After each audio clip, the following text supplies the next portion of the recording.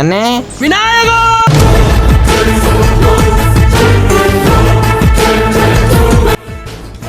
ஐயா வீர மஜித் இவர் இப்போதான் ஸ்லோமா போட்டு பீஜம் பொறுமையாக நந்து வராரு. உன் கூட வந்ததுக்கு ஏன் தாலியாக இருக்குல்ல வா. நான் கேளு அண்ணே எனக்கு கல்யாணம் அண்ணே. தம்பி மயில் வாங்கிட்ட கூப்பிட்டு உள்ளே போய் சாப்பாடு போடு. சாப்பாடுலாம் வேணாண்ணே எனக்கு. கல்யாணம் அண்ணே மூஞ்சி பிரைட் ஆயிடுச்சுலண்ணே எனக்கு. கட்டி மூஞ்சிக்கு பவுடர் வச்ச மாதிரி இது வந்து கல்யாணம் நிற்கிது பற்றியா அது. தம்பி அப்படி பேசாதப்பா.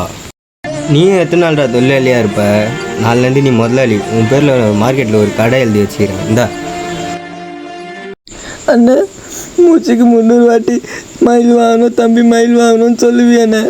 இப்போ தானே புரியுது நீ இங்கேருந்து கூப்பிடுறேன்னு. விநாயகா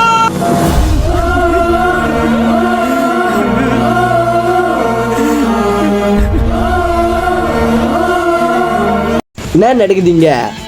வாரி வள்ளல் பரம்பரை இவர் தூக்கி குத்துடுறாரு. அப்படியே மார்க்கெட்டில் இருக்கிறதே ஒரு கடை, அதை அவன் பேரில் எழுதி வச்சு சோத்துக்கு சிங்கி அடிப்பார் இவர்.